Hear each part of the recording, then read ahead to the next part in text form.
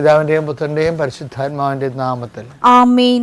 അമ്മേ പരിശുദ്ധമേ, അമ്മേ പരിശുദ്ധമേ, ദൈവമാതാവേ, കൃപാസനത്തിലൂടെ ഞങ്ങളുടെ ദേശത്തിനും അമ്മ മധ്യസ്ഥം തേടി തന്ന എല്ലാ അനുഗ്രഹങ്ങൾക്കും കൃപകൾക്കും ഞങ്ങളിപ്പോൾ ഹൃദയം നിറഞ്ഞ നന്ദി പറയുന്നു. അമ്മേ പരിശുദ്ധമേ, ദൈവമാതാവേ, 2004 ഡിസംബർ 7 തീയതി ഉച്ചകഴിഞ്ഞ് 2:30 കൃപാസനത്തിൽ സംഭവിച്ച അമ്മയുടെ പ്രത്യക്ഷപ്പെടലിനെ കുറിച്ച് തിരുസഭയ്ക്ക് സമർപ്പിച്ചിരിക്കുന്ന പഠനരേഖകളുടെ മേൽ സഭാത്മകമായ പഠനം ആരംഭിക്കുവാൻ ഞങ്ങൾ പ്രാർത്ഥിക്കുന്നു.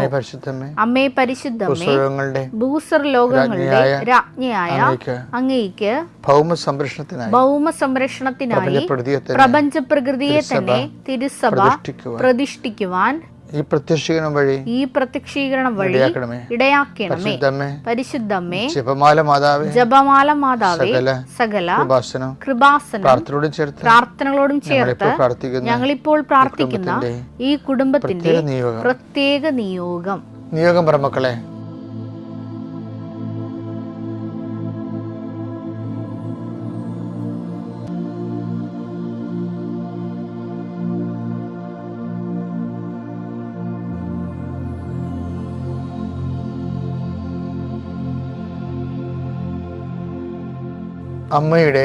അമ്മയുടെ പ്രത്യക്ഷീകരണത്തിന്റെ ഈ അനുഗ്രഹവേളയിൽ ഞങ്ങൾക്ക് സാധിച്ചു തരുവാൻ കനിയണമേ. ആമേൻ. വിശ്വാസ പ്രമാണം. സർവശക്തനായ പിതാവും ആകാശത്തിന്റെയും ഭൂമിയുടെയും സൃഷ്ടാവുമായ ദൈവത്തിൽ ഞാൻ വിശ്വസിക്കുന്നു. അവിടുത്തെ ഏകപുത്രനും ഞങ്ങളുടെ കർത്താവുമായ ഈശോ മിശിഹായിലും ഞാൻ വിശ്വസിക്കുന്നു. ഈ പുത്രൻ പരിശുദ്ധാത്മാവിനാൽ ഗർഭസ്ഥനായി കന്യകാമറിയത്തിൽ നിന്ന് പിറന്ന് പൊന്തിയോസ് പീലാത്തോസിന്റെ കാലത്ത് പീഡകൾ സഹിച്ച് കുരിശിൽ തറയ്ക്കപ്പെട്ട് മരിച്ച് അടക്കപ്പെട്ട് പാതാളങ്ങളിൽ ഇറങ്ങി മരിച്ചവരുടെ ഇടയിൽ നിന്ന് 3-ാം നാൾ ഉയർത്ത് സ്വർഗത്തിലേക്ക് എഴുന്നള്ളി സർവശക്തിയുള്ള പിതാവായ ദൈവത്തിന്റെ വലതുഭാഗത്തിരിക്കുന്നു. അവിടെ നിന്ന് ജീവിക്കുന്നവരെയും മരിച്ചവരെയും വിധിക്കുവാൻ വരുമെന്നും ഞാൻ വിശ്വസിക്കുന്നു. പരിശുദ്ധാത്മാവിലും ഞാൻ വിശ്വസിക്കുന്നു. വിശുദ്ധ കത്തോലിക്കാ സഭയിലും പുണ്യവാന്മാരുടെ ഐക്യത്തിലും പാപങ്ങളുടെ മോചനത്തിലും ശരീരത്തിന്റെ ഉയർപ്പിലും നിത്യമായ ജീവിതത്തിലും ഞാൻ വിശ്വസിക്കുന്നു. ആമേൻ. സ്വർഗ്ഗസ്ഥനായ ഞങ്ങളുടെ പിതാവേ, അങ്ങയുടെ നാമം പൂജിതമാകണമേ. അങ്ങയുടെ രാജ്യം വരണമേ. അങ്ങയുടെ തിരുമനസ് സ്വർഗത്തിലെ പോലെ ഭൂമിയിലും ആകണമേ. അന്നു വേണ്ടുന്ന ആഹാരം ഇന്ന് ഞങ്ങൾക്ക് തരണമേ. ഞങ്ങളോട് തെറ്റ് ചെയ്യുന്നവരോട് ഞങ്ങൾ ക്ഷമിക്കുന്നത് പോലെ ഞങ്ങളുടെ തെറ്റുകൾ ഞങ്ങളോടും ക്ഷമിക്കണമേ. ഞങ്ങളെ പ്രലോഭനത്തിൽ ഉൾപ്പെടുത്തരുതേ, തിന്മയിൽ ഞങ്ങൾ രക്ഷിക്കണമേ. ആമേൻ. നന്മ നിറഞ്ഞ മറിയമേ, സ്വസ്തി. കർത്താവ് അങ്ങയുടെ കൂടെ സ്ത്രീകളിൽ അങ്ങ് അനുഗ്രഹിക്കപ്പെട്ടവളാകുന്നു. അങ്ങയുടെ ഉദരത്തിൻ ഫലമായി ഈശോ അനുഗ്രഹിക്കപ്പെട്ടവനാകുന്നു. പരിശുദ്ധ മറിയമേ, തമ്പുരാന്റെ അമ്മേ, പാപികളായ ഞങ്ങൾക്ക് വേണ്ടി ഇപ്പോഴും ഞങ്ങളുടെ മരണസമയത്തും തമ്പുരാനോട് അപേക്ഷിക്കണമേ. ആമേൻ. എൻ്റെ കർത്താവിൻ്റെ ഉന്നതമായ നാമത്തിൽ സഭയുടെ അധികാരത്തിൽ 39 വർഷം ഞാൻ അർപ്പിച്ച കൃപാനയുടെ യോഗ്യതയാൽ പരിശുദ്ധ മതേമറായ മധ്യസ്ഥത്തിൽ ഞാൻ നിങ്ങളെ ആശീർവദിച്ച് പ്രാർത്ഥിക്കുന്നു. കർത്താവ്, ഒരു വിഷയം തന്നെ പല പ്രാവശ്യം വെച്ച് പ്രാർത്ഥിച്ചിട്ട് ഒരു മൂവ്മെൻ്റ് ഇല്ലാതെ ഇനി എന്ത് ചെയ്യണം, പ്രാർത്ഥന നിർത്തണോ ഇതുപോലെ ചിന്തിച്ചുകൊണ്ടിരിക്കുന്നവർക്ക് ആത്മശക്തിയും ആത്മധൈര്യം കരുതുന്നതിന് വേണ്ടി പ്രത്യേക അഭിഷേകം നൽകണമെന്ന് പ്രാർത്ഥിക്കുന്നു. ജീവിതമാർഗം മുട്ടിപ്പോയവർ, ജീവിതമാർഗം തീർന്നു പോകാൻ പോകുന്നവർ, ജീവിതമാർഗം പൊളിച്ചു പണിയാൻ ആഗ്രഹിക്കുന്നവർ, അവരെല്ലാം നീ ഈശോയുടെ നാമത്തെ ആശീർവദിക്കുന്നു. വിവാഹിതരെയും വിവാഹ ജീവിതത്തെ പ്രയാസങ്ങളോട് ഒരുമിച്ച് പിരിഞ്ഞു പോയിട്ട് ഒരുമിച്ച് ജീവിക്കാൻ താമസിക്കുന്നവരും ആഗ്രഹിക്കുന്നവരും കർത്താവ് ആശീർവദിക്കട്ടെ പ്രാർത്ഥിക്കുന്നു. എപ്പോഴും ഓരോരോ രോഗാവസ്ഥ മാറുന്നില്ലല്ലോ, വീട്ടിൽ നിന്ന് തന്നെ ബാധ്യമാണല്ലോ, മറ്റുള്ളവർ പറയണം, രഹസ്യമായിട്ട് പറയണ പോലെ കേട്ടുകൊണ്ട് അതിൻ്റെ സംഘടിപ്പ് കൂടി അനുഭവിച്ചുകൊണ്ട് വീട്ടിൽ കഴിയുന്ന മക്കളെ അവർ കർത്താവ് ഏറ്റെടുക്കണം, അവരുടെ വേദന ഏറ്റെടുത്ത് അവർ സുഖപ്പെടുത്തണം പ്രാർത്ഥിക്കുന്നു. വർഷങ്ങളായിട്ട് കട്ടിൽ കിടക്കുന്നവരും തളർന്നുപോയവരും തളർവാരോഗികളായി കിടക്കുന്ന ആൾക്കാരെ കർത്താവ് സന്ധിക്കണമെന്ന് പ്രാർത്ഥിക്കുന്നു. എൻ്റെ കർത്താവിന് ഉന്നതമായ നാമത്തിൽ സഭയുടെ അധികാരത്തിൽ കുരിശിൻ്റെ അടയാളത്തിൽ ദൈവശക്തിയെ ഭാഗോടപടി നടക്കാത്ത കുടുംബങ്ങളും ഭാഗോടപടി നടക്കാനുള്ള വസ്തുക്കൾ അങ്ങനെ ദുരിതനുസരിച്ച് പ്രാർത്ഥിക്കുന്നു. അതെല്ലാം കർത്താവ് ഏറ്റെടുക്കുകയും കർത്താവ് നിങ്ങളെ സന്ധിക്കുകയും ചെയ്തെന്ന് പ്രാർത്ഥിക്കുന്നു. ഈശോയെ പിതാമുതൻ പരിശുദ്ധാത്മാ സർവ്വശക്തനായ എന്നേക്കും ആമേൻ. പ്രിയമുള്ളവരെ, ദൈവത്തിൻ്റെ വചനങ്ങൾ നമ്മൾ ഒരു വിഷയത്തിന് ഇന്ന പ്രാർത്ഥന, ഇന്ന വിഷയം മനസ്സിൽ കണ്ടുകൊണ്ട് നമ്മൾ ഓരോ ആധ്യാത്മിക അനുഷ്ഠാനങ്ങൾ ചെയ്യുന്നു. പക്ഷേ വചനം കേൾക്കുന്നതിൻ്റെ പിന്നിലും ഇങ്ങനെ ഒരു ഇക്കോണമി വർക്ക് ചെയ്യുന്നുണ്ട്. ഇപ്പോൾ ചില ആൾക്കാർക്ക് കിട്ടിയിരിക്കുന്ന അഭിവൃദ്ധിയുടെ അടിസ്ഥാനത്തിൽ പ്രാർത്ഥിക്കുക, ആത്മീയത, അഭിവൃദ്ധിയുടെ അടിസ്ഥാനത്തിലുള്ള ആധ്യാത്മികത എന്ന് വെച്ച് കഴിഞ്ഞാൽ അവർക്ക് നല്ല അഭിവൃദ്ധി ഉണ്ടെങ്കിൽ എനിക്ക് പള്ളിയിൽ പോകേണ്ട കാര്യമൊന്നുമില്ല എന്ന് പറയുന്ന കുട്ടികളെയും ഞാൻ കണ്ടിട്ടുണ്ട്. അവർക്ക് എന്നൊക്കെ വലിയ കാര്യമുണ്ട്, അതുകൊണ്ടാണ് പള്ളിയിൽ നിന്ന് മാറാൻ നടക്കണമെന്ന് പറയും. അപ്പോൾ എനിക്ക് കാര്യമൊന്നുമില്ല, കാര്യം ഞാൻ റിട്ടയർഡാണ്, എനിക്ക് നല്ല പെൻഷൻ കിട്ടും, എൻ്റെ മക്കളെല്ലാം സെറ്റിൽഡാണ്. അപ്പോൾ അഭിവൃദ്ധിയുടെ ആനുപാതികമായിട്ടായിരിക്കും ആൾക്കാർക്ക് ആധ്യാത്മിക വരുന്നത്. ഇത് എന്ന് വെച്ച് കഴിഞ്ഞാൽ എന്തുകൊണ്ടാണ് ഇതെന്ന് പറയണത്, ദൈവ കൃപയുടെ വാതിൽ ഇവർക്കെതിരെ അടയപ്പെട്ടുന്നതുകൊണ്ടാണ് ഇങ്ങനെ ഇവർക്ക് ഇതിൻ്റെ അപ്പുറത്തൊന്നും ഇവരുടെ ഈ നശിച്ചു പോണ ഫേവേഴ്സ്, ഭൗതിക ആനുകൂല്യങ്ങൾക്കപ്പുറത്ത് ദൈവത്തെ കാണാൻ പറ്റാത്തത് എൻ്റെ കാരണം അതാണ്. പല ആൾക്കാരുടെയും പ്രാർത്ഥനകളുടെ പിന്നിലുള്ളത് തെണ്ടിക്കല്ലേ എന്നുള്ളത് തന്നെയാണ്. എന്താണ്? മക്കൾക്ക് വേണ്ടി പ്രാർത്ഥിക്കുന്നു, പിന്നെ പേരഗ്രാങ്ങൾക്ക് വേണ്ടി പ്രാർത്ഥിക്കുന്നു, മകളെ ഗർഭിണിയായി കഴിഞ്ഞാൽ ആ കുഞ്ഞിന് കുഴപ്പമുണ്ടാകാതിരിക്കാൻ പ്രാർത്ഥിക്കുന്നു, കുഞ്ഞ് ജനിച്ച പിന്നെ നല്ല സ്കൂളിൽ അഡ്മിഷൻ കിട്ടാൻ വേണ്ടി പ്രാർത്ഥിക്കുന്നു. ഇങ്ങനെ എല്ലാം നമുക്ക് എങ്ങനെ തലകുത്തി പറഞ്ഞാലും, അതായത് മനുഷ്യൻ പ്രാർത്ഥിക്കണതെല്ലാം അവൻ്റെതായ ദൈവം അവൻ്റെ ഭൗതികമായ സാഹചര്യങ്ങളുടെ സമ്മർദ്ദത്തിൻ്റെ ഒരു പരിഹാരകനായിട്ട് മാത്രമാണ് ദൈവത്തെ മനുഷ്യൻ കാണുന്നതും അനുഭവിക്കാനൊക്കെ ആഗ്രഹിക്കുന്നത്. അപ്പോൾ അതുകൊണ്ട് ഈ അനുഗ്രഹദാതാവായ ദൈവത്തിൽ നിന്ന് മനുഷ്യനൊരിക്കലും ഉയരണമില്ല. ഇപ്പോൾ അവർ പറഞ്ഞ ഈ അധ്വാനിക്കണമെങ്കിലൊക്കെ ഇപ്പം ഈ സാപത്തിനെ കുറിച്ച് ഇസ്രായേൽ പറയുമ്പോൾ ഇരിക്കണ ഒരു ദിവസത്തിൽ ദൈവം നമുക്ക് വേണ്ടി അധ്വാനിക്കുമെന്നാണ്. അത് ഇസ്രായേലിൻ്റെ ഒരു അനുഭവമാണ്. നിങ്ങൾ മന്ന ശേഖരിക്കാതിരുന്നാൽ മതി, നാളെയുള്ളത് കർത്താവ് അധ്വാനിച്ച് നമുക്ക് വേണ്ടി തന്നോളൂ എന്ന്. അതിനല്ലേ മോസസ് പറയണത്. ഇപ്പം ഞാനത് പറയാൻ കാരണമേ, നമ്മുടെ ഈ പുറപ്പാടിൻ്റെ പുസ്തകം 16:5 വായിച്ചേ. ആറാം ദിവസം നിങ്ങൾ ശേഖരിക്കുന്നത് അകത്തു കൊണ്ടുവന്ന് ഒരുക്കി വെക്കുമ്പോൾ അത് ദിനം പ്രതി ശേഖരിക്കുന്നതിന്റെ ഇരട്ടിയുണ്ടാകും. അപ്പോൾ ദിനം പ്രതി ശേഖരിക്കുന്നത് അവർക്കറിയാം, അവർക്ക് എടുക്കാവുന്നതിൻ്റെ അവരുടെ ആവശ്യത്തിനുള്ള എടുക്കും. പക്ഷേ പിന്നീട് എന്താ പറഞ്ഞേക്കണത്, നിങ്ങൾ നാളത്തേക്ക് അത് മാറ്റി വെക്കരുത്, നാളെ കർത്താവിൻ്റെ കൂടെ ഇരിക്കേണ്ട സമയമാണെന്ന് പറയും. അപ്പോൾ കർത്താവിൻ്റെ കൂടെ ഇരിക്കുമ്പോൾ പിന്നെ കർത്താവാണത് അതിനു വേണ്ടി കോമ്പൻസേറ്റ് ചെയ്യണത്. അപ്പോൾ ദൈവത്തിൻ്റെ കോമ്പൻസേഷൻ്റെ സമയമാണത്.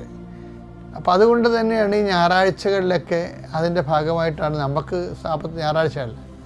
ഇപ്പോൾ ഞായറാഴ്ച ഞങ്ങളുടെ കുഞ്ഞുനാളിലൊക്കെ ആരും ജോലിക്ക് പോകത്തില്ലായിരുന്നു. ഇപ്പോഴീ കോൺട്രാക്ടർമാരും ജോലി നഷ്ടപ്പെടുന്നുള്ള സമ്മർദ്ദങ്ങളെല്ലാം കാരണം ജനങ്ങൾ ഞായറാഴ്ച കുർബാന പോലും മുടങ്ങാൻ ചില ആൾക്കാർ ജോലിക്ക് പോകും. അത് ഗൾഫ് രാജ്യങ്ങളിൽ അവർക്ക് ഞായറാഴ്ച ഇല്ലാത്തത് കൊണ്ട് അവർ വെള്ളിയാഴ്ച ആണ് അവിടെ ആചരിക്കണത്. അപ്പോൾ വെള്ളിയാഴ്ച അവിടെ കുർബാനയുണ്ട്. അപ്പോൾ പക്ഷേ അവർ ഞായറാഴ്ച കുർബാന ഇല്ലില്ല എന്നും പറഞ്ഞുകൊണ്ട് വെള്ളിയാഴ്ച പോകത്തുമില്ല. അതപ്പോൾ ഞായറാഴ്ച കുർബാന ഇല്ലാഞ്ഞ കാരണം അത് അവർക്കൊരു മുട്ടാഴ്ത്തി പറയാൻ വേണ്ടിയുള്ള ഒരു ഉതപ്പായിട്ട് മാറിയിരിക്കുന്ന വിഷയം. അപ്പം ഇങ്ങനെ ഓരോ ഒഴിവ് കഴിവുകൾ പറഞ്ഞ് ദൈവത്തെ ഒഴിവാക്കുന്ന വിഷയങ്ങൾ അതിൻ്റെ ഇപ്പുറത്ത് തുടങ്ങിയല്ലത്, പണ്ട് പോലെ ഉണ്ട്. കർത്താവ് ഒഴിവ് കഴിവിൻ്റെ കാര്യം പറയത്തില്ലേ, ഞാനൊരു ഹെയർ കളയെ വാങ്ങിച്ചു, അതിനെ പരീക്ഷിക്കാൻ പോകണമെന്നൊക്കെ പറഞ്ഞിട്ട് നിലവുഴിന കാട്. അപ്പോൾ കർത്താവിൻ്റെ കാലത്ത് ഒഴിവ് കഴിവുകൾ പറഞ്ഞിട്ടുള്ള അണ്ണന്മാരുണ്ട്. ഇന്നും ഓരോരോ കാര്യത്തിന് ഒഴിവ് കഴിവ് പറയും. കൊച്ചിന് പാടില്ല, പിന്നെ അപ്പം കിടപ്പിലാണ്, എന്നാൽ അപ്പനൊന്നും കിടപ്പിലാണെങ്കിൽ ഇവള് അതിൻ്റെ അകത്ത് നോക്കത്തില്ല. അവൾ ചിലപ്പോൾ വാട്സപ്പ് നോക്കിക്കൊണ്ടിരിക്കുകയായിരിക്കും. ഇതിന് അപ്പനെ വെച്ച് അവൾ ജാക്കിയാക്കിയിട്ട് ജാമ്യം എടുക്കും. അപ്പോൾ ഇങ്ങനെയുള്ള അഭ്യാസങ്ങളെല്ലാം ഉള്ളത് കൊണ്ട് ഈ ജനം പറഞ്ഞിട്ട് കേട്ടില്ല മോശസിനോട്. പുറപ്പാട് 16:19 വായിച്ചേ. മോശ അവരോട് പറഞ്ഞു, ആരും അതിൽ നിന്ന് അല്പം പോലും പ്രഭാതത്തിലേക്ക് നീക്കിവെക്കരുത്. എന്നാൽ അവർ മോശയെ അനുസരിച്ചില്ല. ഇതാ സംഭവം. കുറെ പേര് അനുസരിക്കാതിരിക്കുകയെ. നമ്മൾ എന്ത് അത്ഭുതങ്ങൾ അനുദിനം കണ്ടാലും അനുസരിക്കാതിരിക്കുന്ന ആൾക്കാർ അന്നേ ഉണ്ടായിരുന്നു. ഇത് എന്താ വെച്ചാൽ കർത്താവ് നിങ്ങൾക്ക് വേണ്ടി അധ്വാനിച്ചോളൂ, നിങ്ങൾ മൗനമായി ഇരുന്നാലും മതി എന്ന് പറഞ്ഞാലേ മൗനമായി പോയി കലികയെ കുത്തിയിരിക്കണം എന്നല്ല എൻ്റെ അർത്ഥം. കർത്താവിൻ്റെ കൂടെ ഇരിക്കണം. മാർത്ത നീ അനേക കാര്യങ്ങളെ ഓർത്തുകൊണ്ട് ഉത്കണ്ഠാകുലരായിരിക്കുന്നു. മറിയം സാബത്ത് ആചരിച്ചെന്നാണ് പറയണേ. എന്നുവെച്ചാൽ മറിയം നല്ല ഭാഗം തിരഞ്ഞെടുത്തു. എന്താ കർത്താവിൻ്റെ കൂടെ ഇരുന്നു. ലൂക്കാ 10:42 ഒന്നു മാത്രമേ ആവശ്യമുള്ളൂ. മറിയം നല്ല ഭാഗം തിരഞ്ഞെടുത്തിരിക്കുന്നു. അത് അവളിൽ നിന്ന് എടുക്കപ്പെടുകയില്ല. അപ്പൊ സാബത്തിന്റെ വിശ്രമങ്ങളും കർത്താവിനെ കൊണ്ട് അധ്വാനിപ്പിക്കാനുള്ള ഒരു ആധ്യാത്മിക തന്ത്രമാണത്. ടെക്നിക്ക് അത് തന്നെ. പക്ഷേ കർത്താവ് അതുകൊണ്ടാണ് മോസസും പറയണതേ. പുറപ്പാട് 14:14 എടുക്ക്. കർത്താവ് നിങ്ങൾക്ക് വേണ്ടി യുദ്ധം ചെയ്യും. നിങ്ങൾ ശാന്തരായിരുന്നാൽ മതി. ശാന്തരായിരുന്നു വെച്ച് കഴിഞ്ഞാൽ വായു വെള്ളവും കൊണ്ടുകൊണ്ടിരിക്കണം എന്നല്ല എൻ്റെ അർത്ഥം. കർത്താവിൻ്റെ കൂടെ ഇരിക്കുക, ശാന്തമാവുക. ഞാൻ ദൈവമാണെന്ന് ദൈവത്തെ അറിഞ്ഞുകൊണ്ടിരിക്കണം എന്നാണ് പറഞ്ഞത്. സങ്കീർത്തനം 46:10 ശാന്തമാവുക, ഞാൻ ദൈവമാണെന്നറിയുക. ഇത് ലിങ്ക് ചെയ്യാവുന്ന വചനങ്ങളാണ്. എന്ന് വെച്ചാൽ നിങ്ങൾ പുറപ്പാട് 14:14 അനുസരിച്ചുകൊണ്ട് സങ്കീർത്തനം 46:10 ലിങ്ക് ചെയ്യാവുന്നതാണ്. എന്താ വെച്ചാൽ അവിടെ പുറപ്പാട് 14:14 പറയുന്നത് കർത്താവ് നിങ്ങൾക്ക് വേണ്ടി യുദ്ധം ചെയ്യും, നിങ്ങൾ ശാന്തതയായിരുന്നാൽ മതി. അതുതന്നെയാണ് ശാന്തമാവുക, ഞാൻ ദൈവമാണെന്നറിയുക. ഈ ശാന്തത ഇരിക്കണ വെറുതെ ഇങ്ങനെ വായു വെള്ളവും കൊണ്ട് ശാന്തമായിട്ടിരിക്കണമല്ല, അല്ലെങ്കിൽ പാസ്ത്ര ഒട്ടിച്ചുകൊണ്ടിരിക്കത്തില്ല. സൈലൻസ് എന്ന് ടീച്ചർ പറയുമ്പോൾ ഉടനെ അങ്ങനെ ഇരിക്കണമല്ല പരിപാടി. ശാന്തമാവുക, ദൈവത്തെ അറിയണത് എന്തിനാണ്? നിത്യതയ്ക്ക് വേണ്ടിയുള്ള ദിവസമാണത്. സാബത്ത് എന്തിനുള്ളതാണ്? നിത്യതയ്ക്ക് വേണ്ടിയുള്ള ദിവസം, നിത്യതയെക്കുറിച്ച് ചിന്തിക്കുന്ന ദിവസങ്ങളാണ്. ഞായറാഴ്ച കർത്താവിൻ്റെ ദിവസമാണെന്ന് പറയുമ്പോൾ നമ്മളോട് ഉയർപ്പിൻ്റെ ദിവസമാണെന്ന്, ഞാനാണെങ്കിൽ എനിക്ക് ഉയർപ്പിൻ്റെ ദിവസമാണെന്ന് പറഞ്ഞാണ് പൊതുവെ പറയണത്. പക്ഷേ അത് എൻ്റെ അണ്ടർലൈൻ എന്താണ്? നിത്യതയ്ക്ക് വേണ്ടി, നിത്യതയെക്കുറിച്ച് ചിന്തിക്കുന്ന ദിവസമാണ്. അപ്പോൾ എന്താണ്? ഏകസത്യദൈവമായ നിന്നെയും നീ അയച്ച യേശുക്രിസ്തുവിനെയും അറിയുകയാണ് നിത്യജീവിതം. അപ്പോൾ അവിടെ അറിവുകളല്ലേ. അപ്പോൾ ശാന്തമായി ഇരുന്ന് എന്താ പറയണത്? ശാന്തമായിരുന്ന് ദൈവത്തെ അറിയുക. എന്തിനാണ് അറിയണത്? ഏകസത്യതയായ നിന്നെയും നീ അയച്ച യേശുക്രിസ്തുവിനെയും അറിയുകയാണ് നിത്യജീവൻ. 17:3 എടുത്തേ. യോഹന്നാൻ 17:3 ഏക സത്യദൈവമായ അവിടുത്തെയും അങ്ങ് അയച്ച യേശുക്രിസ്തുവിനെയും അറിയുക എന്നതാണ് നിത്യജീവൻ. അപ്പോൾ ഈ ശാന്തമാവുക എന്ന് വെച്ച് കഴിഞ്ഞാൽ നിത്യതയെക്കുറിച്ച് അറിയുക എന്നാണ്. നിത്യതയെക്കുറിച്ച് അറിയുക എന്ന് വെച്ചാൽ യേശുക്രിസ്തുവിനെ കുറിച്ച് അറിയുകയാണ്. നിത്യജീവന് വേണ്ടി അറിയുക. യേശുക്രിസ്തുവിനെ കുറിച്ച് അറിയണ ചില ആൾക്കാർ അപ്പം തിന്ന് സംതൃപ്തരാകാൻ വേണ്ടി വീട്, കല്യാണം, ജോലി, ജപ്തി എന്നൊക്കെ പറഞ്ഞ് വരത്തില്ലേ? നമ്മളും വരും. പക്ഷെ അതല്ല, അതിനെ കൂടെ തന്നെ യേശുക്രിസ്തുവിനെ യഥാർത്ഥ അറിവ് എന്താണ്? നിത്യതയിലേക്കുള്ള വാതിലാണ്. ഇത് കാറ്റഗോറിക്കലായിട്ടാണ് ഓരോ കാര്യങ്ങൾ പറയണത്. ഓക്കെ. അപ്പോൾ ഈ ശാന്തത എന്ന് പറയുമ്പോൾ സാപത്താനായിട്ട് ഇതെല്ലാം കടന്നു വരണത് സാപത്തിൻ്റെ അനുഭവ തലങ്ങളിലേക്കാണ് പോണത്. സാപത്ത് വല്ലാത്തൊരു സാപത്താണ്. യഹൂദിനേക്കാൾ എന്തുമാത്രം ഡെപ്താണെന്നറിയാമോ ക്രിസ്ത്യൻ സാപത്തിന്? എൻ്റെ പേര് അഞ്ജു എന്നാണ്. ഞങ്ങൾ വൈക്കത്തു നിന്നാണ് വരുന്നത്. ഇതെൻ്റെ അമ്മ രാജേശ്വരി, ഇതെൻ്റെ ചേട്ടൻ്റെ ഭാര്യയാണ് അനുപ്രിയ. അപ്പം ഞങ്ങളുടെ കുടുംബത്തിൻ്റെ വളരെ പ്രധാനപ്പെട്ടൊരു കാര്യം ഇവിടെ സാക്ഷ്യം പറയാൻ വേണ്ടിയിട്ടാണ് വന്നിരിക്കുന്നത്. ശരിക്കും പറഞ്ഞാൽ സാക്ഷ്യം തുടങ്ങാനായിട്ട് എനിക്കുള്ളതിനേക്കാളും കൂടുതൽ അവകാശം എൻ്റെ അമ്മയ്ക്കാണ്. കാരണം ഈ കൃപാസനം പള്ളിയിലേക്കും ഈ ഉടമ്പടിയിലേക്കും കൊണ്ടുവന്നത് എൻ്റെ അമ്മയാണ്. അപ്പോൾ അതുകൊണ്ട് ഉടമ്പടി തുടങ്ങാനുള്ള അവകാശം എന്തായാലും അമ്മയ്ക്കാണ്. അപ്പം ഞാൻ അമ്മ പറയും. പരിശുദ്ധ അമ്മ പ്രത്യക്ഷപ്പെട്ട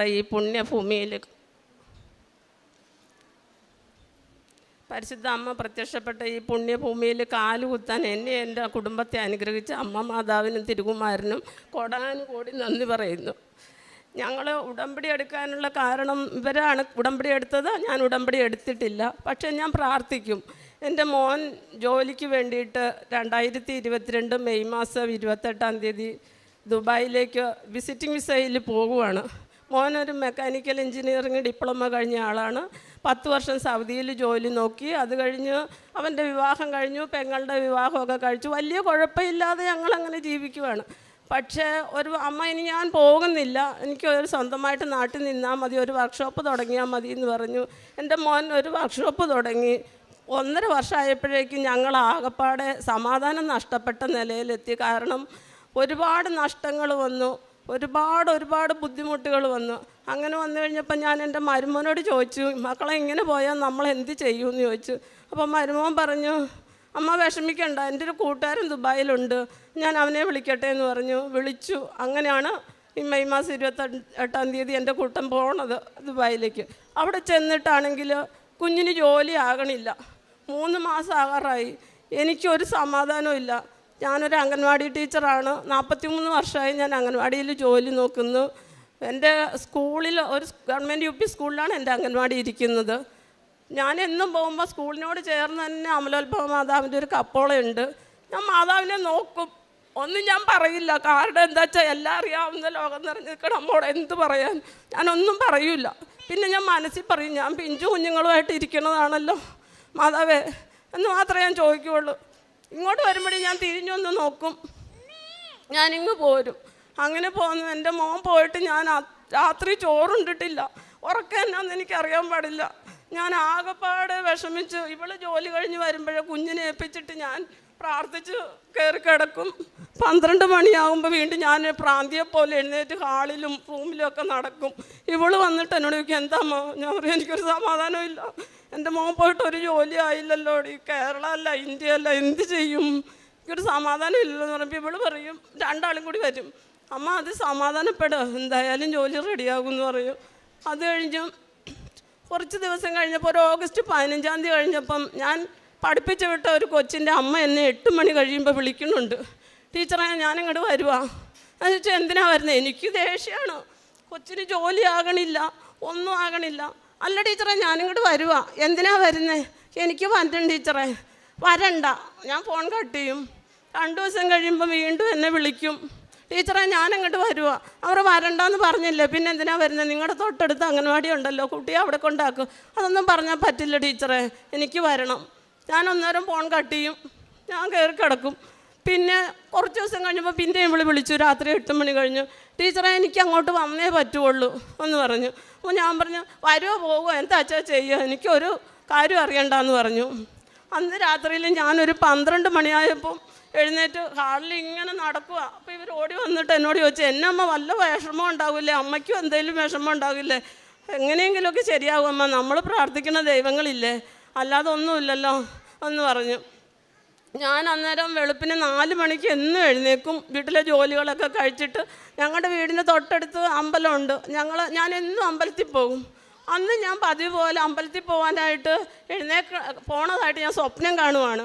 നടന്നിട്ട് 100 മീറ്റർ അകലെയുള്ള അമ്പലത്തിൽ ഞാൻ എത്തണില്ല. നടന്ന് എൻ്റെ കാല് കുഴഞ്ഞു, ഞാൻ അമ്പലത്തിൽ എത്തണില്ല. പിന്നെ നടന്ന് ചെന്ന് കഴിഞ്ഞപ്പം ഗോപുരമില്ല, വെലിക്കപ്പരയില്ല, നടപ്പന്തലില്ല, കൊടിമരയില്ല, ഒന്നുമില്ല. ഒരു ഗ്രില്ലിട്ടൊരു സ്ഥലം, ഒരു ഹാള്, ഒരിടനാഴി. ഞാനിതെവിടെയാണ് ചെല്ലുന്നത്? ഇതെന്ത് പറ്റി? ഇന്നലെ വരെയും ഒരു കുഴപ്പമില്ലായിരുന്നു അമ്പലത്തിൽ, ഇതെന്ത് സംഭവിച്ചു? ഞാനിതൊന്നും അറിഞ്ഞില്ലല്ലോ ദൈവമേ. പിന്നെ നമ്മളോട് ഇതൊന്നും പറയേണ്ട കാര്യമില്ലല്ലോ എന്നോർത്ത് ഞാൻ ആൾക്കാരൊക്കെ തൊഴുത് നീങ്ങണു.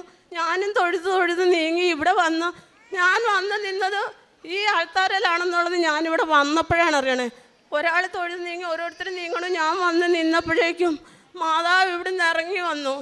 മാതാവ് ഇറങ്ങി വന്നിട്ട് ഞാൻ അപ്പോഴേക്കും എനിക്ക് മനസ്സിലായി അതൊരു ദൈവം തന്നെയാണ്.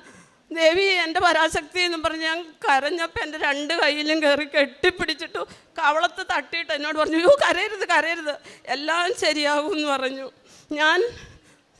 ഞാൻ കണ്ണു തുറന്നപ്പോൾ 4 മണി. ഞാൻ പെട്ടെന്ന് എൻ്റെ ജോലികളെല്ലാം ചെയ്തു അമ്പലത്തിൽ പോയി. ഞാനോർത്തു എന്നും അമ്പലത്തിൽ പോകണം, ഞാൻ അതുപോലെ പോയി. ഇത് ഞാൻ ആരോടും പറഞ്ഞില്ല. അങ്ങനെ നിന്ന് കുറച്ച് ദിവസം കഴിഞ്ഞപ്പോഴത്തേക്കും സെപ്റ്റംബർ 12-ാം തീയതി ബെറ്റി എന്ന് പറയണ മോള് കയറി വന്നു. അവൾ നല്ല സൗമ്യതയോടുകൂടി സംസാരിക്കുന്ന കുട്ടിയാണ്. ഒരു അവിവേകവും ദേഷ്യപ്പെട്ട് ഒന്നും സംസാരിക്കില്ല. ഇവൾ കയറി വന്നിട്ട് എന്നോട് പറയുക, ടീച്ചറെ ഞാൻ ദേ വന്നു. മോളിരിക്കുക. അപ്പോൾ എന്നോട് പറഞ്ഞു, ഞാൻ ഇരിക്കാനല്ല വന്നേന്ന് പറഞ്ഞു. ഞാനോർത്തു പിള്ളേരല്ലേ, അവർക്ക് എന്തെങ്കിലുമൊക്കെ ഉണ്ടാവുമല്ലോ, പോട്ടെ. അപ്പോൾ എന്നോട് ചോദിച്ചു, മക്കളെന്തെടുക്കണോ? ഞാൻ പറഞ്ഞതേ മോളുടെ കുട്ടിയാണ്, അവളെയും കൊണ്ടാണ് ഞാൻ വരുന്നത്. പിന്നെ മോൻ എന്തെടുക്കണമെന്ന് ഉടനെ ചോദിച്ചപ്പോൾ ഞാൻ ഇവളെ കെട്ടിപ്പിടിച്ച് അങ്ങ് കരഞ്ഞു ഭയങ്കരമായിട്ട്. കരഞ്ഞപ്പോൾ ഇവൾ എന്നോട് പറഞ്ഞു, അയ്യോ ടീച്ചർ കരയാൻ പാടില്ല, ഞങ്ങൾക്കൊക്കെ ആശ്വാസം പകർന്നു തന്നെ ടീച്ചർ കരയാൻ പാടില്ല, എന്താ കാര്യം? ഞാൻ പറഞ്ഞു, അൻകുട്ടൻ പോയിട്ട് ജോലിയൊന്നും ആയില്ല, എനിക്ക് സഹിക്കാൻ പറ്റണില്ല മോളെ എന്ന് പറഞ്ഞപ്പോൾ ഇവൾ പെട്ടെന്ന് എന്നോട് പറഞ്ഞു, ടീച്ചർ എന്തിനു വിഷമിക്കണു? ആലപ്പുഴ കലവൂര് കൃപാസനത്തിൽ അപേക്ഷിച്ചാൽ ഉപേക്ഷിക്കാത്തൊരു മാതാവുണ്ട്, അങ്ങോട്ട് പ്രാർത്ഥിച്ചേ, ടീച്ചറിന് മോൻ ജോലി ഉടനെ റെഡിയാകും. ഞാൻ പറഞ്ഞു, മക്കളെ ടീച്ചറിന് അങ്ങനൊന്നും പ്രാർത്ഥിക്കാൻ അറിയില്ലല്ലോ എന്ന് പറഞ്ഞപ്പം പറഞ്ഞു, ഒന്നും പ്രാർത്ഥിക്കണ്ട, എൻ്റെ മാതാവേ എൻ്റെ മോൻ്റെ ജോലി റെഡിയാക്കി തരണേ, ഞങ്ങൾ അവിടെ വന്നോളാം, ആ പുണ്യഭൂമിയിൽ വന്നോളാം എന്ന് മാത്രം ടീച്ചർ പറഞ്ഞാൽ മതി എന്ന് പറഞ്ഞു. ഞാൻ അങ്ങനെ പ്രാർത്ഥിക്കാൻ തുടങ്ങി. വീട്ടിൽ വന്ന് ഇവരോട് പറഞ്ഞു, ഇങ്ങനെ കലവൂര് കൃപാസനം ഉണ്ടെന്ന് പറയണ ഒരു മാതാവുണ്ട്, നമുക്കൊന്ന് അവിടെ പോയാലോ എന്ന് പറഞ്ഞപ്പോൾ ഇവർ പറഞ്ഞു, ഞങ്ങളും ഇങ്ങനെ കേട്ടിട്ടുണ്ടമ്മ, പക്ഷേ നമ്മളെ ആരാ ഒന്ന് അവിടെ വരേക്കും കൊണ്ടുപോകാനുള്ള ആരും ഇല്ലല്ലോ, നമ്മൾ മാത്രമല്ലേ ഉള്ളൂ, എന്ത് ചെയ്യും എന്ന് ചോദിച്ചു. ഞങ്ങൾ എന്തായാലും മാതാവിൻ്റെ യൂട്യൂബ് ലിങ്കിൽ നോക്കി എല്ലാ പ്രാർത്ഥനകളെല്ലാം 2 നേരവും ഞങ്ങൾ അമ്മയും മക്കളും ഇരുന്ന് പ്രാർത്ഥിക്കാൻ തുടങ്ങി. പ്രാർത്ഥിച്ച് ഒരു സെപ്റ്റംബർ 21 ആയപ്പോൾ ഇവൻ വിളിച്ചിട്ട് പറഞ്ഞു, അമ്മ എനിക്ക് ഇന്നൊരു ഇൻ്റർവ്യൂ ഉണ്ട്, അമ്മ പ്രാർത്ഥിക്കണം കേട്ടോ എന്ന് പറഞ്ഞു. ഞാൻ പ്രാർത്ഥിച്ചു. ഞങ്ങൾ 2 പേരും കൂടി ഇരുന്ന് നന്നായിട്ട് രാവിലെ മുതൽ 3:30 വരെ ഇരുന്ന് പ്രാർത്ഥിച്ച്, മുട്ടിപ്പായിട്ടിരുന്ന് പ്രാർത്ഥിച്ച്. ഞാൻ അപാരമായിട്ട് പ്രാർത്ഥിക്കും. എനിക്ക് നടക്കണ വഴിയിലും അടുക്കളയിൽ എവിടെ നിന്നാലും ഞാൻ പ്രാർത്ഥിക്കും. അങ്ങനെ പ്രാർത്ഥിച്ച് കഴിഞ്ഞ് അവൻ തിരിച്ചു വന്നു, ഇൻ്റർവ്യൂ കഴിഞ്ഞെന്ന് പറഞ്ഞു. അപ്പോഴും എനിക്ക് വിഷമമായി. രാത്രിയിലും പ്രാർത്ഥിച്ചുകൊണ്ടിരുന്നു. ഞാൻ ഉറങ്ങാൻ കണ്ടപ്പോൾ ഞാൻ ചോദിച്ചു, എന്നാലും മാതാവേ, ഞാൻ അവിവേകാണ് പറയണേ, എന്നോട് പൊറുക്കണേ മാതാവേ, ഞാനൊരു വിധവയായതുകൊണ്ട് എല്ലാവർക്കും പുച്ഛാണല്ലോ വിധവകളെ, അതുകൊണ്ടും അമ്മയ്ക്കും പുച്ഛായിരിക്കും, അതുകൊണ്ടായിരിക്കും എൻ്റെ മോൻ്റെ കാര്യം ഇതുവരെ റെഡിയാക്കാത്തതെന്ന് പറഞ്ഞു. ഞാൻ ഭയങ്കരമായിട്ട് കരഞ്ഞു. അപ്പോൾ എനിക്ക് എൻ്റെ അരികത്ത് വന്ന് നിന്നിട്ട് പറയുകയാണ്, ഉടമ്പടി എടുക്കുക എന്ന് പറഞ്ഞു. പെട്ടെന്ന് തന്നെ ഞാൻ എഴുന്നേറ്റു. അപ്പോഴും 4 മണി. അടുക്കളയിലെ ജോലികളൊക്കെ ചെയ്തുകൊണ്ടിരുന്നപ്പോൾ മരുമോൾ എണീറ്റ് വന്നപ്പോൾ ഞാൻ അവളോട് പറഞ്ഞു, മക്കളെ ഉടമ്പടി എടുക്കുന്ന ഇങ്ങനെ ഒരു അശരീരി അമ്മ കേട്ടല്ലോ, അയ്യോ അമ്മ ഇപ്പോൾ ആരിയ്ക്കണം നമ്മളെ കലവൂര് വരെ ഒന്ന് കൊണ്ടുപോകാനായിട്ട്, എന്ത് ചെയ്യുമെന്ന് പറഞ്ഞപ്പോൾ ഞാൻ പറഞ്ഞു, മക്കളെ വിഷമിക്കേണ്ട, ഓൺലൈൻ ഉണ്ടെന്ന് പറയുന്നുണ്ടല്ലോ, നമുക്ക് എന്തെങ്കിലും മാതാവ് അനുഗ്രഹിച്ച് അവിടെ ചെല്ലാൻ പറ്റിയ അന്ന് നമുക്ക് തീർത്ഥാടന ഉടമ്പടി എടുക്കാം, മക്കൾ ഇപ്പോൾ ഓൺലൈൻ ഉടമ്പടി എടുക്കുമെന്ന് പറഞ്ഞു. ഞങ്ങൾ ഓൺലൈൻ ഉടമ്പടി എടുത്തു. സെപ്റ്റംബർ 28-ാം തീയതി അവൾ, ഒക്ടോബർ 6-ാം തീയതി എൻ്റെ കുട്ടൻ ഓഫർ ലെറ്റർ വന്നു. ഏതെല്ലാം കമ്പനിയിൽ ഇൻ്റർവ്യൂവിന് പോയോ അവിടുന്ന് എല്ലാമാണ് അവന് ഓഫർ ലെറ്റർ വന്നത്. അപ്പോഴെന്നോട് ചോദിച്ചു, അമ്മ ഞാൻ ഏത് സൈൻ ചെയ്യണം? നിനക്ക് ഇഷ്ടമുള്ളത്, മാതാവ് നിൻ്റെ മനസ്സിൽ എന്ത് തോന്നിക്കണോ അത് നീ സൈൻ ചെയ്യണം, അതാണ് വേണ്ടതെന്ന് പറഞ്ഞു. അങ്ങനെ അവൻ ഓഫർ ലെറ്റർ സൈൻ ചെയ്തു. നവംബർ 7-ാം തീയതി അവൻ ജോലിയിൽ കയറി. നവംബർ 15-ാം തീയതി ഞാനിവിടെ വരുമ്പം ഈ ഫ്രണ്ടിൽ വന്ന് വണ്ടിയിൽ ഇറങ്ങുമ്പം ഞാനിങ്ങനെ അന്തിച്ച് നിൽക്കുകയാണോ, ഞാൻ സ്വപ്നം കണ്ടത് ഇതായിരുന്നു, ഞാൻ കണ്ടത് ഇവിടെ ആയിരുന്നു, അപ്പോൾ മാതാവ് എന്നെ ഒന്ന് വിളിച്ചതാണോ അതോ എനിക്കറിയാൻ പാടില്ല. ഞാനിങ്ങോട്ട് നടന്നു വന്നപ്പോൾ ഞാനിങ്ങനെ അന്തിച്ച് അവിടെ നിൽക്കുകയാണ് ഫ്രണ്ടിൽ തന്നെ.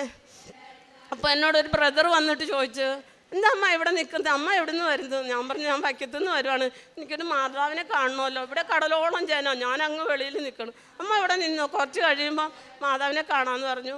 ഇത് കഴിഞ്ഞു. ഞങ്ങളിവിടെ ആ ബ്രദർ വന്ന് വിളിച്ചു. ഞങ്ങളിവിടെ വന്ന് ഞാൻ മാതാവിനെ കണ്ട്. ഞാനൊന്നും പറയൂല മാതാവിനോട്, എന്താ വെച്ചാൽ എല്ലാം അറിയാവുന്ന നമ്മോട് ഞാനൊന്നും പറയൂല. എന്നെക്കുറിച്ച് അറിയാം, എൻ്റെ കുടുംബത്തെക്കുറിച്ച് സർവ്വതും അറിയാവുന്ന നമ്മോട് എന്ത് പറയാനാ. അങ്ങനെ ഞങ്ങൾ അന്ന് വന്നു. അപ്പം സാക്ഷ്യം പറയാൻ ഇവിടെ ഓഫീസിൽ വന്നപ്പോൾ പറഞ്ഞു, മോൻ വന്നിട്ട് വന്നാൽ മതി. മോൻ വന്നിട്ടുണ്ട്, മരുമോൻ വന്നിട്ടുണ്ട്, അപ്പോൾ എല്ലാം ശരിയാക്കി തരുമെന്ന് മാതാവിനോട് പറഞ്ഞത്.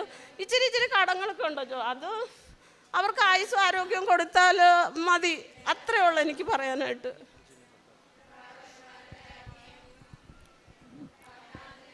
ഞങ്ങൾ രണ്ടുപേരും വേറെ വേറെ ഉടമ്പടി എടുത്തിട്ടുണ്ട്. ഇപ്പോൾ ഞാൻ ഉടമ്പടിയിൽ കുറച്ച് നിയോഗങ്ങൾ മാതാവിൻ്റെ അടുത്ത് സമർപ്പിച്ചിട്ടുണ്ടായിരുന്നു. അതിൽ ആദ്യത്തേതെന്ന് പറയുന്നത് എൻ്റെ ഹസ്ബൻഡിൻ്റെ ഒരു ജോലിയുടെ കാര്യമായിരുന്നു. അത് ഉടമ്പടിയിൽ വെച്ചു.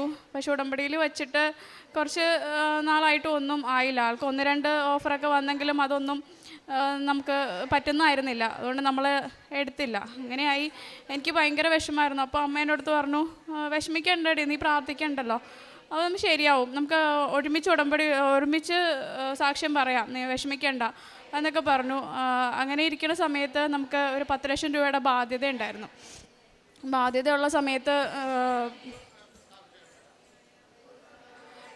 ബാധ്യതയുള്ള സമയത്ത് നമ്മൾ അത് കൊടുക്കാനായിട്ട് നമുക്ക് ഒരു നിവൃത്തിയില്ല. കാരണം ഓൾറെഡി വീടിന് നമുക്ക് ലോണുണ്ട്. അപ്പോൾ കൊടുക്കാൻ പറ്റുന്നില്ല. അപ്പം ആളെൻ്റെ അടുത്ത് പറഞ്ഞു, ആഞ്ചു നമുക്കെന്നാൽ വീട് വിൽക്കാം, വീട് വിറ്റിട്ട് ആ പൈസ തീർക്കാം, ബാങ്കിലെ ലോണും ക്ലോസ് ചെയ്യാം എന്ന് പറഞ്ഞു. ഞാൻ പറഞ്ഞു, എന്നാൽ എന്താണ് തോന്നണേ അതുപോലെ നമുക്ക് ചെയ്യാം എന്ന് പറഞ്ഞു. വീട് വിൽക്കാൻ വേണ്ടിയിട്ട് നമ്മൾ ഒരുപാട് ആൾക്കാരോട് പറഞ്ഞു. ആൾക്കാർ വന്ന് നോക്കുന്നുണ്ട്. പക്ഷേ അപ്പോഴും ആ വീട് വിൽക്കുന്നതിന് നമുക്ക് അത്രയ്ക്ക് വിഷമമാണ്. വീട് വിൽക്കാനായിട്ട് നമുക്ക് മനസ്സ് അനുവദിക്കുന്നില്ല. എങ്കിലും നമ്മുടെ സാഹചര്യം അതായതുകൊണ്ട് മാത്രം നമ്മൾ വീട് വിൽക്കാം എന്നുള്ളതിനെക്കുറിച്ച് നമ്മൾ മുന്നോട്ട് പോയത്. അപ്പോൾ ആൾക്കാർ വന്ന് നോക്കണ്ടെങ്കിലും ഒന്നും ശരിയാവുന്നില്ല, എമൗണ്ട് ശരിയാവുന്നില്ല, ഒന്നും ആവാതെ വന്ന് അവസാനം ആളെൻ്റെ അടുത്ത് പറഞ്ഞു, ഹസ്ബൻഡ് പറഞ്ഞു, ഒരു കാര്യം ചെയ്യാം, നമുക്ക് ലോണിൽ കൂട്ടിയിട്ട് പൈസ തരുമോ എന്ന് ബാങ്കിൽ ഞാനത് ചോദിക്കട്ടെ എന്ന് ചോദിച്ചു. പറഞ്ഞു കിട്ടുമെങ്കിൽ അങ്ങനെ ചെയ്യാം, എന്നാൽ ചോദിക്കേ എന്ന് പറഞ്ഞു.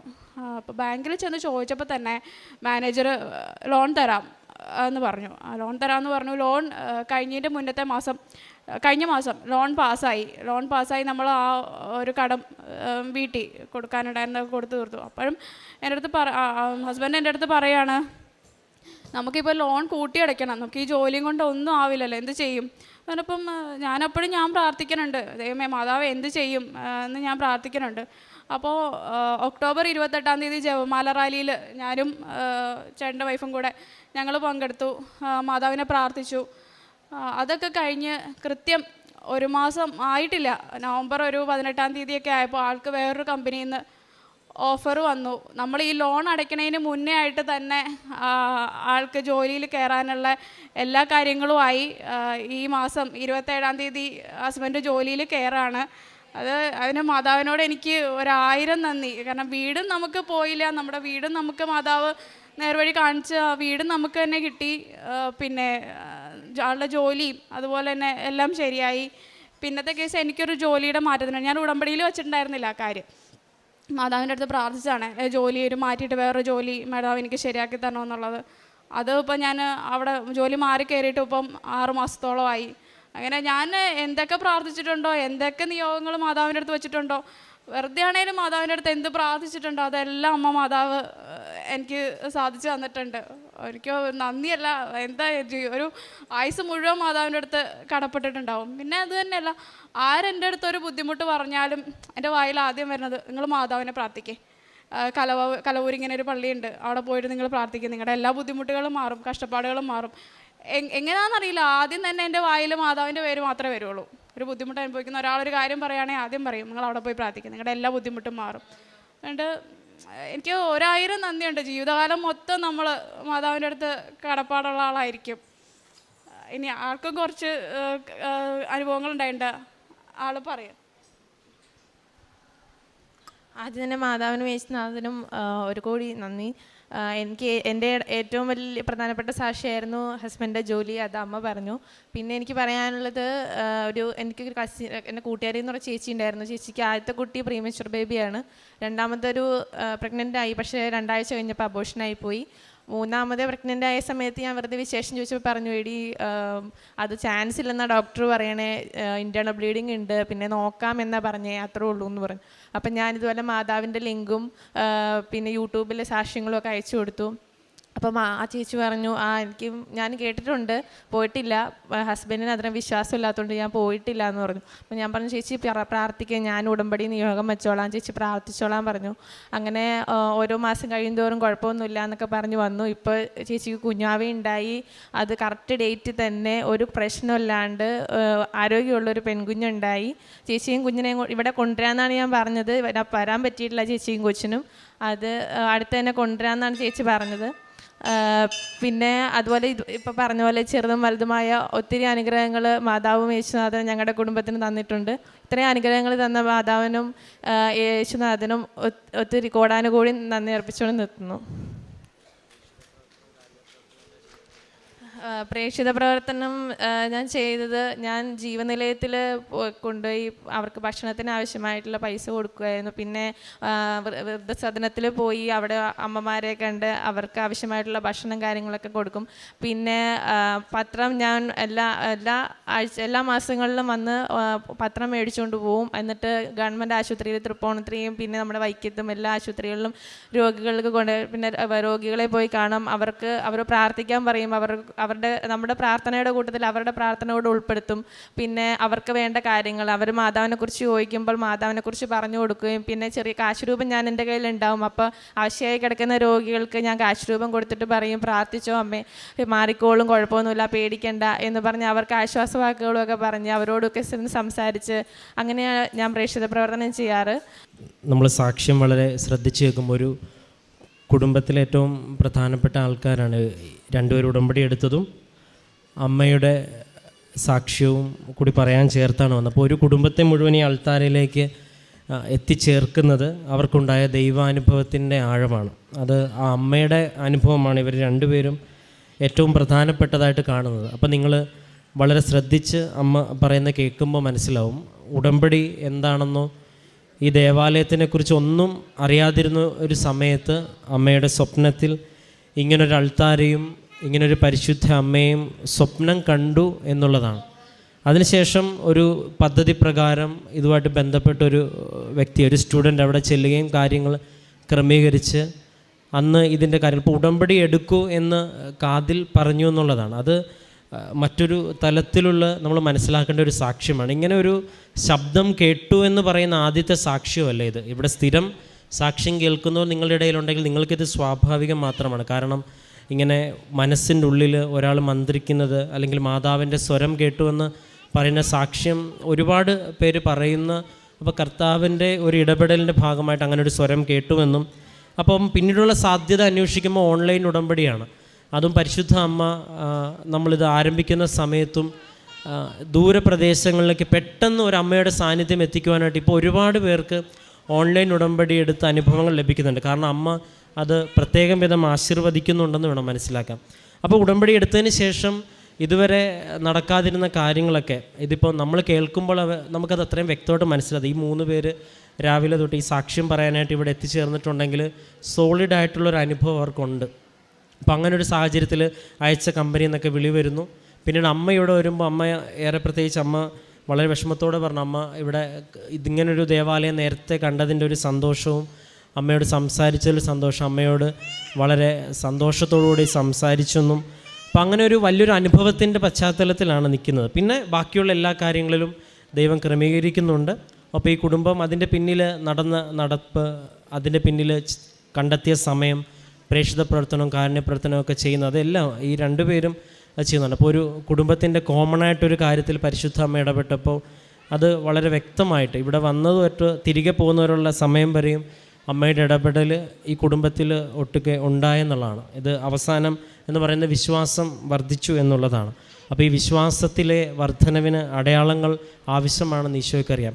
അപ്പോൾ അമ്മയുടെ വലിയൊരു സാന്നിധ്യത്തിൻ്റെ അതൊരു സ്വപ്നം എന്നതിനേക്കാളും അപ്പുറം ഇതുവരെ കാണാത്തൊരിടം കണ്ട് ഇവിടെ വരിക എന്നൊക്കെ പറയുന്നത് അത് വലിയൊരു ദൈവാനുഗ്രഹമാണ്. അത് അങ്ങനൊരു ദൈവാനുഭവത്തിലേക്ക് കടന്നു വരുന്നവർക്ക് മാത്രം മനസ്സിലാകുന്ന ഒരു അനുഭവം അത് അമ്മയ്ക്ക് ലഭിച്ചു. അപ്പോൾ ഈ 2 മക്കളുടെയും കാര്യങ്ങളിൽ ദൈവം ഇടപെട്ടു എന്നുള്ളതാണ്. ഇനിയും മുൻപോട്ടുള്ള ജീവിതത്തിൻ്റെ യാത്രയിൽ ഇങ്ങനെ പരിശുദ്ധം ഒരുപാട് പേരുടെ ജീവിതത്തിൽ ഉടമ്പടിയെ ആശീർവദിച്ച് ഒരു സന്ദേശം കൂടിയുണ്ട്. ഉടമ്പടി അമ്മ ഏറ്റെടുത്തു എന്നുള്ളൊരു സന്ദേശം ഇതിനകത്തുണ്ട്. ഇനിയും മുൻപോട്ടുള്ള ജീവിതത്തിൻ്റെ യാത്രയിൽ പരിശുദ്ധ അമ്മയുടെ സാന്നിധ്യം കൊണ്ടും സംരക്ഷണം കൊണ്ടും ഈ കുടുംബം മുന്നോട്ട് പോകട്ടെ എന്ന് പ്രാർത്ഥിക്കുന്നു. ദൈവം നൽകിയ എല്ലാ അനുഗ്രഹങ്ങൾക്കും നമുക്ക് കരങ്ങളടിച്ച് ദൈവത്തിൻ്റെ നാമം മഹത്വപ്പെടുത്തും.